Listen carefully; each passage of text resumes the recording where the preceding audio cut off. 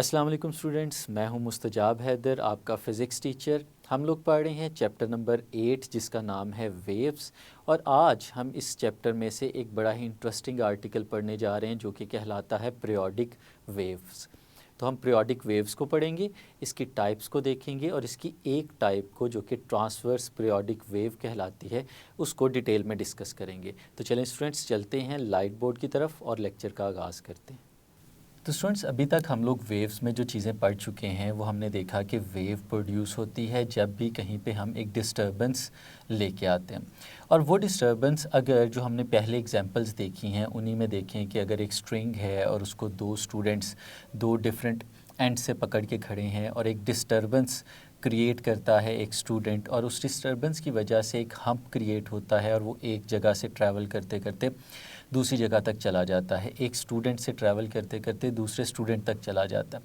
तो वो एक सिंगल डिस्टर्बेंस से प्रोड्यूस होने वाली एक सिंगल वेव थी, एक सिंगल पल्स थी या एक सिंगल हम्प था जो एक जगह से दूसरी जगह गया। ज़रूरी नहीं है कि हमेशा इसी तरह से हो कि एक सिंगल हम्प या एक सिंगल पल्स ही एक जगह से दूसरी जगह जाए। नॉर्मली ऐसा होता है कि जो वेव्स बनती हैं वो कंटिन्यूस वेव बनती हैं। अब कंटिन्यूस वेव कैसे बनती है? ये उस वक्त बनेगी जब जो डिस्टर्बेंस हम लोग प्रोड्यूस करा रहे हैं वो एक कंटिन्यूस और रिथमेटिक डिस्टर्बेंस हो। तो इस तरह की जो वेव हमारे पास बनती है हम उसे पीरियोडिक वेव का नाम देते हैं। आज का आर्टिकल हमारा पीरियोडिक वेव से ही रिलेटेड है। और उस पीरियोडिक वेव के अंदर हमें डिस्टर्बेंस एक सिंगल पल्स की शक्ल में नहीं बल्कि कंटिन्यूस फॉर्म में मिलती है। तो पहले इसे डिफ़ाइन करते हैं और उस डेफिनेशन के बाद एक एग्जांपल से इसे समझने की कोशिश करते हैं। A wave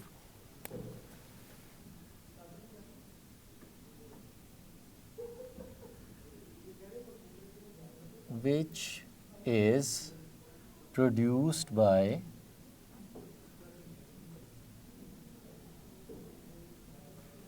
a continuous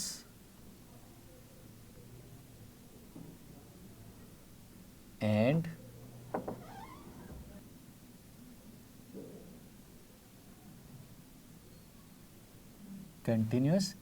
rhythmic disturbance।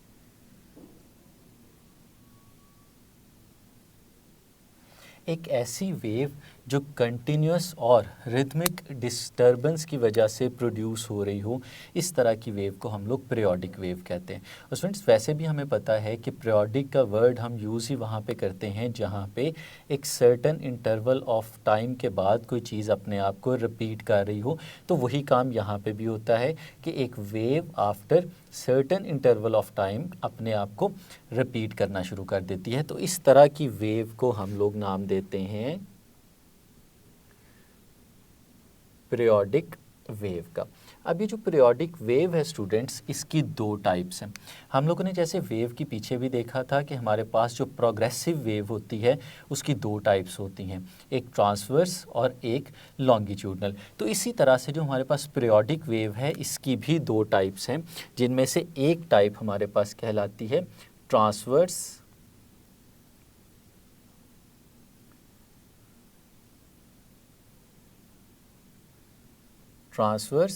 Periodic wave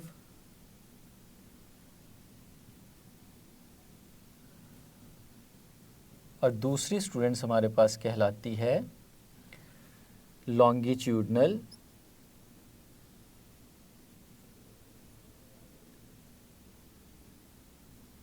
periodic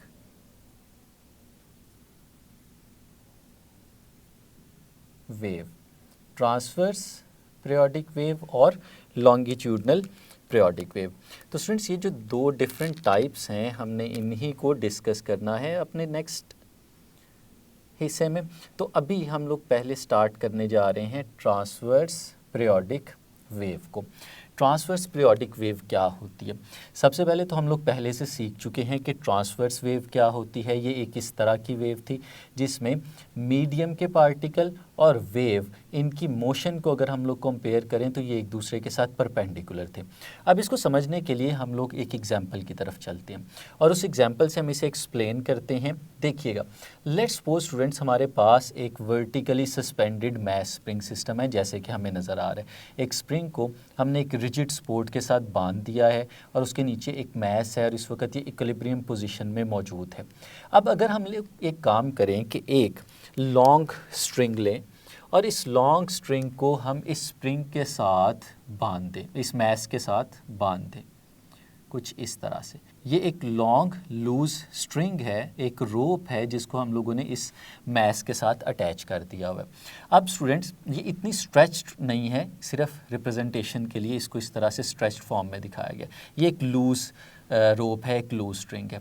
अब स्टूडेंट्स अगर हम लोग इस मैस को डिस्प्लेस करते हैं अपवर्ड डायरेक्शन में या डाउनवर्ड्स डायरेक्शन में तो क्या होगा, हम लोग पिछले चैप्टर से सीखते आ रहे हैं कि ये मैस जो है ये ऑसिलेट करना शुरू कर देगा और जब ये ऑसिलेट करेगा तो हम लोग देख सकते हैं कि इसकी जो ऑसिलेशन है वो कुछ इस तरह से अपवर्ड्स और डाउनवर्ड्स डायरेक्शन में ऑसिलेशन होगी। ये मीन पोजीशन से ऊपर और नीचे मूव करता चला जाएगा। लेट्स सपोज ये जो ऑसिलेशन है हम इसके एम्पलीट्यूड को नाम दे देते हैं ए का, तो ये ए डाउनवर्ड्स और ए अपवर्ड्स इस तरह से इन दो पॉइंट्स के दरमियान ऑसिलेट कर रहा होगा।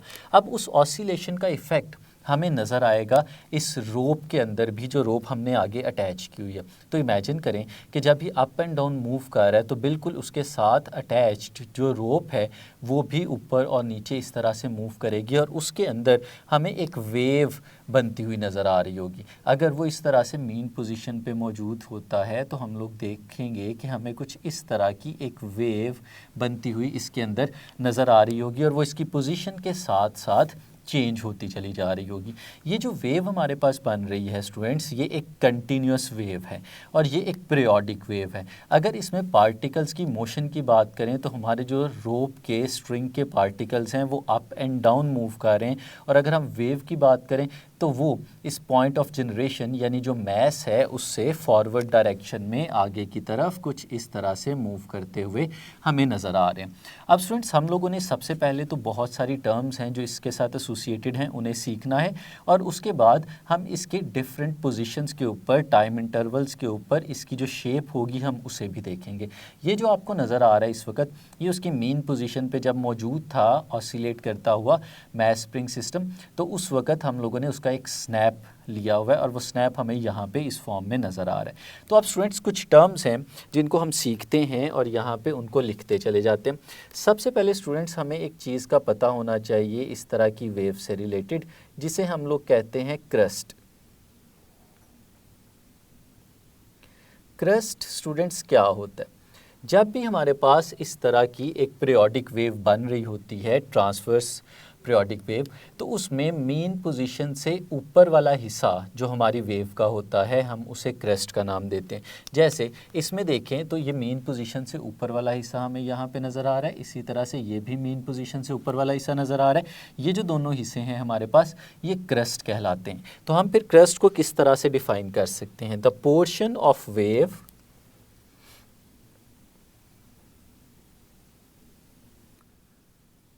the portion of wave above the mean position.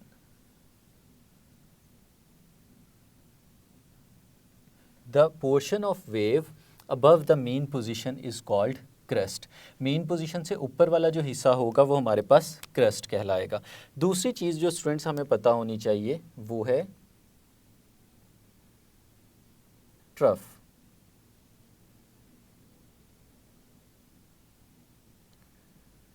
Students ये भी चीज़ हम लोग पहले सीख चुके हैं कि जो यहाँ पे हमें वेव नज़र आ रही है उस वेव का कुछ हिस्सा ऐसा भी है जो मेन पोजीशन से नीचे वाले हिस्से पे मौजूद है, तो वो हिस्सा हमारे पास ट्रफ कहलाता है। तो ये जो नीचे वाला हिस्सा जो अभी शेड करके आपको दिखाया जा रहा है स्टूडेंट्स, ये कहलाता है हमारे पास ट्रफ। तो अगर हम इसे डिफाइन करना चाहें तो हम इसे कुछ इस तरह से लिख सकते हैं,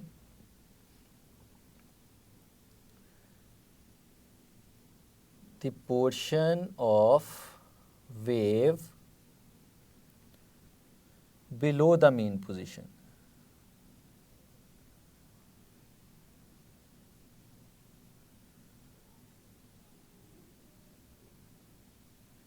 जो वेव का पोर्शन मेन पोजीशन से नीचे होता है उस पोर्शन को स्टूडेंट्स हम लोग ट्रफ का नाम देते हैं। इसी तरह से स्टूडेंट्स अगर हम देखें तो इस फॉर्म में ये इस स्नैप शॉट की अगर हम लोग बात करें तो इस जगह पे हमारी वेव के कुछ पार्टिकल्स ऐसे हैं जो मेन पोजीशन से मैक्सिमम डिस्प्लेसमेंट को अटेन कर चुके हैं, इससे ऊपर नहीं जा सकते क्योंकि मैक्सिमम वो उतनी ऊपर तक जा सकते हैं जहाँ तक हमारा मैस मूव कर रहा है। तो उन जगहों पे जो पार्टिकल्स मौजूद हैं उनका डिस्प्लेसमेंट मैक्सिमम है। जैसे यहाँ पे हम लोग इस क्रस्ट के टॉप की बात करें या इस ट्रफ के टॉप की बात करें डाउनवर्ड्स डायरेक्शन में, या इसकी बात करें, तो स्टूडेंट्स ये मैक्सिमम डिस्प्लेसमेंट वाले पॉइंट्स हैं। जो ये पॉइंट्स हमारे पास मौजूद होते हैं हम इन्हें नाम देते हैं एम्पलीट्यूड का। तो स्टूडेंट्स ये डेफिनेशन भी हमें पता होनी चाहिए कि एम्पलीट्यूड क्या होता है।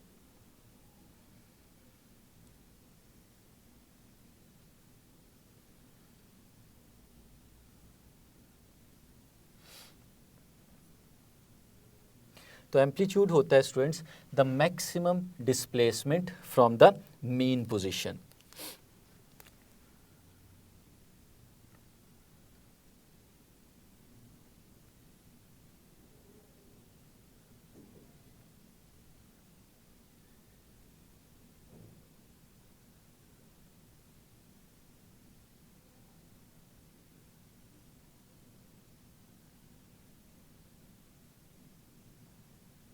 मीन पोजीशन से स्टूडेंट्स जो मैक्सिमम डिस्प्लेसमेंट होती है उसे हम लोग नाम देते हैं एम्पलीट्यूड का।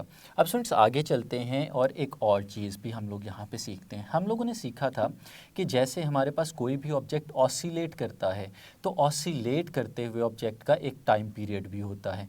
जैसे हमने इस vertically suspended mass spring system के केस में देखा था कि अगर हम इसे डाउनवर्ड्स डायरेक्शन में पुल करने के बाद रिलीज़ करते हैं तो ये डाउनवर्ड्स अपने डाउनवर्ड मैक्सिमम पोजीशन से ऊपर की तरफ जाता है मेन पोजीशन पे, फिर अपर एक्सट्रीम पे जाता है, फिर वापस मीन पे आता है और फिर वापस नीचे की तरफ आ जाता है। तो हमने देखा था कि ये अपने एक साइकिल को कंप्लीट करने में इसे जितना टाइम लगता है वो टाइम हमारे पास टाइम पीरियड कहलाता था। अब इसको ऑसिलेशन से ट्रांसफ़र करते हैं हम लोग कहाँ पे, वेव के ऊपर। अगर वेव भी इसी तरह से हमारे पास मौजूद हो तो उस वेव को भी हम लोग देख सकते हैं। इन केस ऑफ वेव हम लोग ये देखते हैं कि वो टाइम जिस टाइम के अंदर अब हमारी वेव अपने आप को कंप्लीट कर लेती है, या हम इसे ऐसे भी कह सकते हैं कि ये वो टाइम होता है जिस टाइम में ऑसिलेट करता हुआ ऑब्जेक्ट अपनी एक ऑसिलेशन को कंप्लीट कर लेता है तो उसके साथ एसोसिएटेड वेव का जितना हिस्सा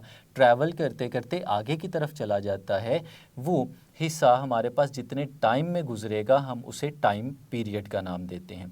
तो स्टूडेंट्स यहाँ पे भी वही टाइम पीरियड है जो हम लोगों ने चैप्टर नंबर 7 के अंदर सीखा हुआ था, तो हम यहाँ पे उसको भी लिखेंगे।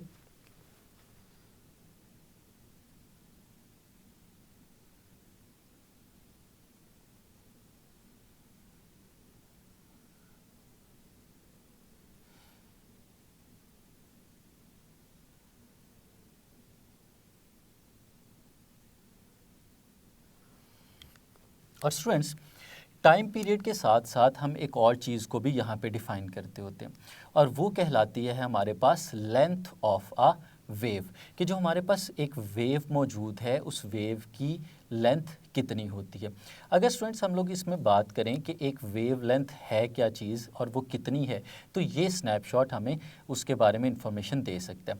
अब इमेजिन करिएगा स्टूडेंट्स कि जब हमारा ये जो मैस स्प्रिंग सिस्टम है ये अप एंड डाउन डायरेक्शन में मूव कर रहा है, ऑसिलेट कर रहा है, तो उसके साथ जो ये रोप है ये भी ऑसिलेट कर रही है।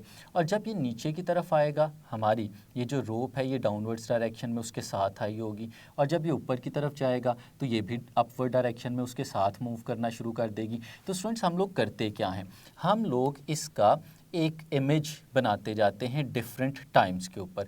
लेट्स सपोज हमारे पास ये जो horizontal mass vertical mass spring system था जब ये बिल्कुल अपने टॉप पे मौजूद था, वर्टिकली यहाँ पे मौजूद था, तो हम लोगों ने इसका एक स्नैप ले लिया, हमने इसकी एक पिक्चर ले ली और उस पिक्चर पे जो हमारी वेव बन रही थी उस वेव को हम लोगों ने यहाँ पे रिप्रेजेंट कर दिया।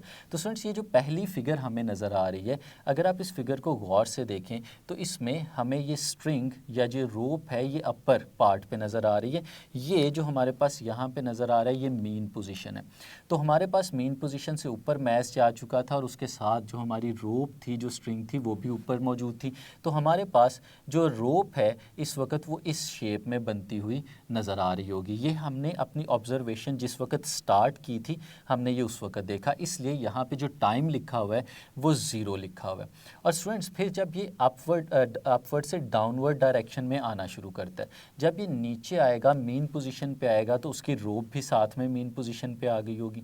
तो जब रोप मीन पोजीशन पे आती है तो इसका मतलब है कि रोप कुछ इस फॉर्म में हमें नज़र आ रही होगी जो यहाँ पे हम लोग देख सकते हैं। देखिएगा हमारी रोप का वो पार्ट जो मैस के साथ अटैच था वो मीन पोजीशन पे आ गया।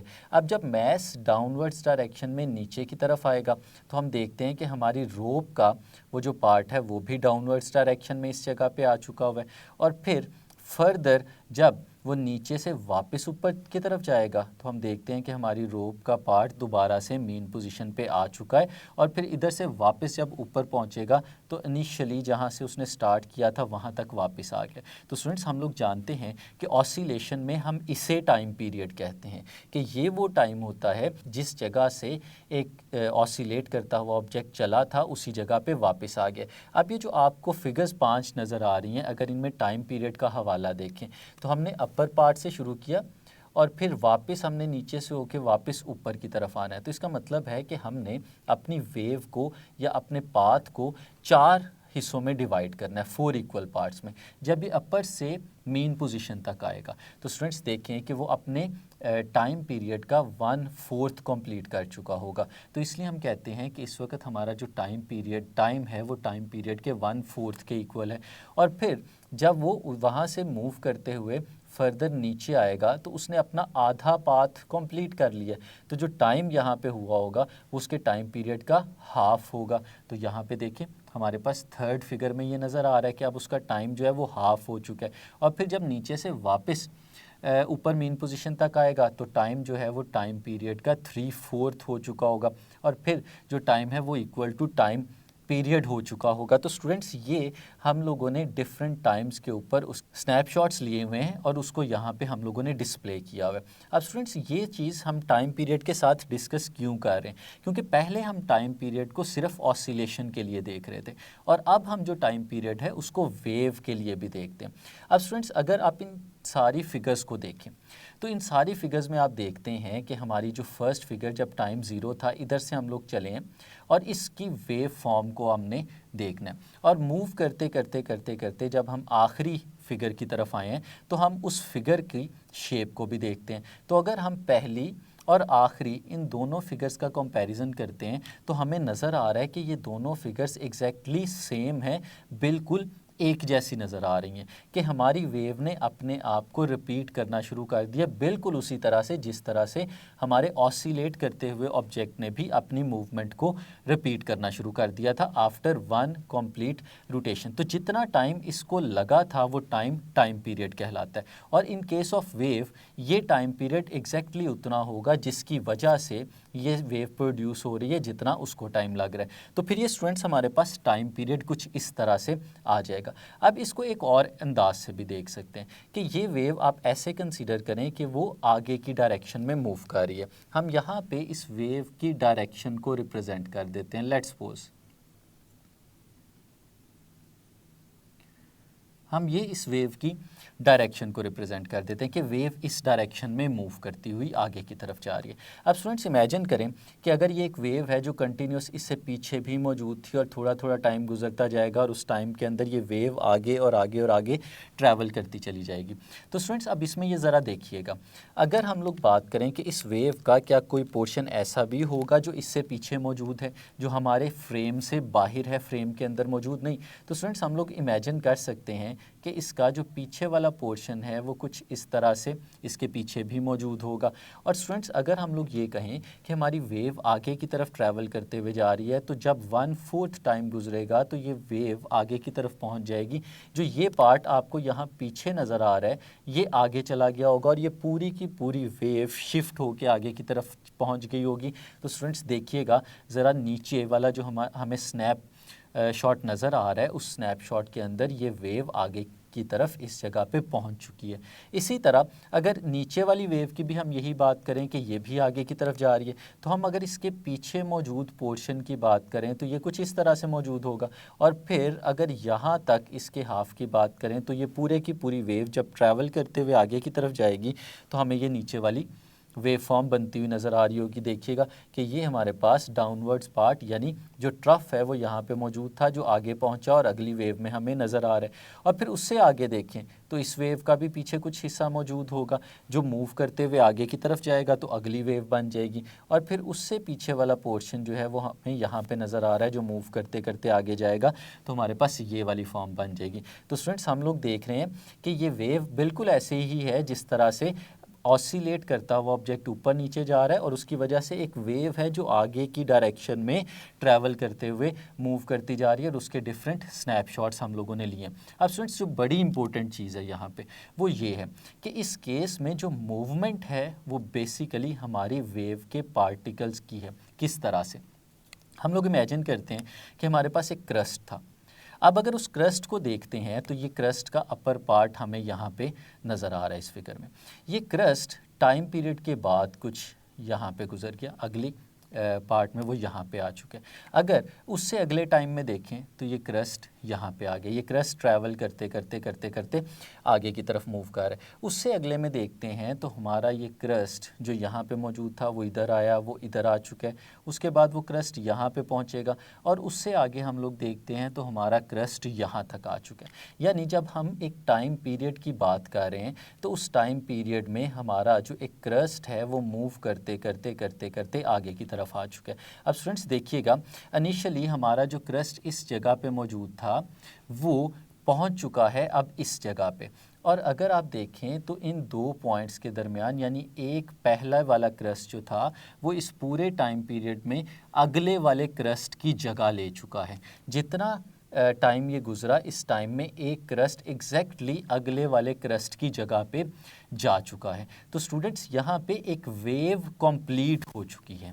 यानी वेव ने इसके आगे अगर हम देखते हैं तो वेव ने अपने आप को बिल्कुल उसी तरह से रिपीट करना शुरू कर दिया है जिस तरह से ये पीछे अपने आप को रिपीट कर रही थी। तो स्टूडेंट्स हम लोग कहते हैं कि यहाँ तक एक वेव कंप्लीट हो चुकी है और जहाँ पे एक वेव कंप्लीट हो जाती है हम कहते हैं कि उस वेव को कंप्लीट करने के लिए जितना टाइम रिक्वायर्ड था वो टाइम पीरियड कहलाता है। तो फिर स्टूडेंट्स हम इसे यहाँ पे डिफाइन कर सकते हैं। It is the time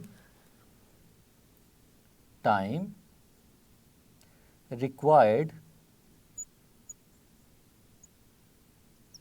to complete one wave. ये वो टाइम है जो रिक्वायर्ड होता है एक वेव को कंप्लीट करने के लिए। स्टूडेंट्स इसकी एक और डेफिनेशन भी हम थोड़ी देर में देखेंगे, लेकिन उससे पहले हमें एक और चीज़ को भी डिफाइन करना है और वो क्या है स्टूडेंट्स? वो है हमारी इस वेव की लेंथ, जिसे स्टूडेंट्स हम लोग नाम देते हैं वेवलेंथ का।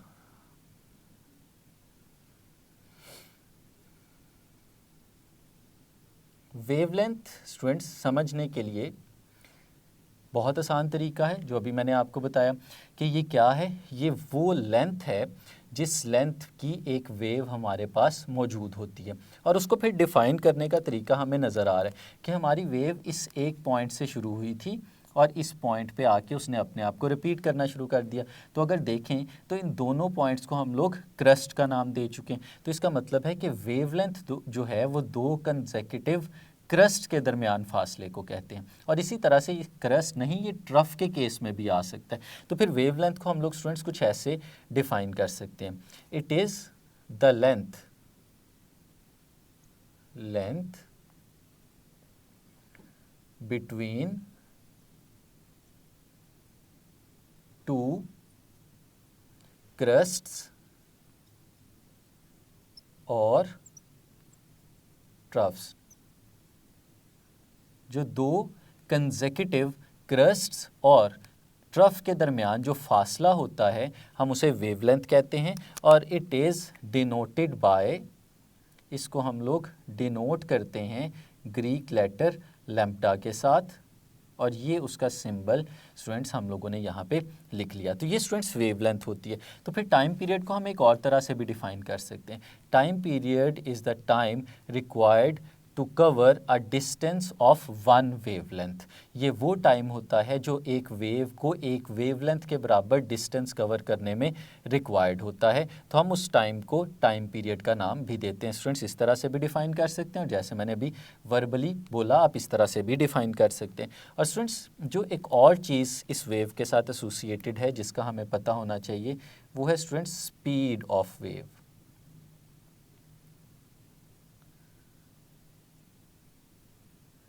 तो स्टूडेंट्स जो स्पीड ऑफ वेव है इस केस में हम उसे कैलकुलेट कर सकते हैं किस तरह से, in terms of time period and in terms of frequency. हमें पता है, हम लोगों ने एक रिलेशन स्टूडेंट्स देखा था, और वो रिलेशन था कुछ इस तरह से, S is equal to V into T.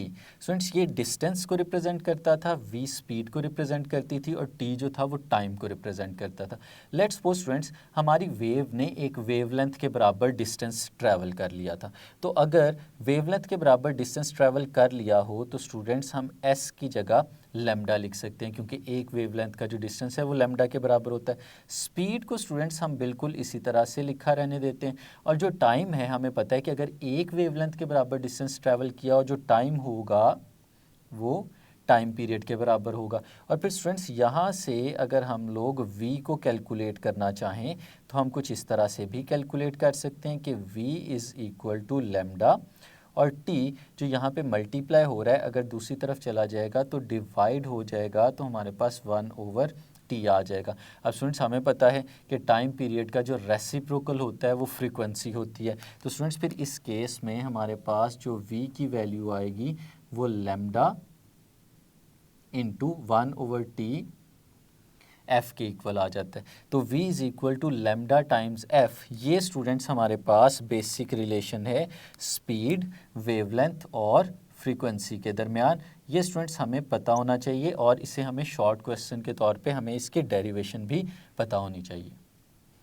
तो स्टूडेंट्स ये था हमारा पीरियोडिक वेव का पहला हिस्सा, जिसमें हमने ट्रांसवर्स पीरियोडिक वेव्स को डिस्कस किया। उम्मीद है आपको अच्छे से समझ आया होगा। नेक्स्ट लेक्चर में इसको फर्दर डिस्कस करेंगे। तब तक के लिए इजाज़त दीजिए। अल्लाह हाफिज़।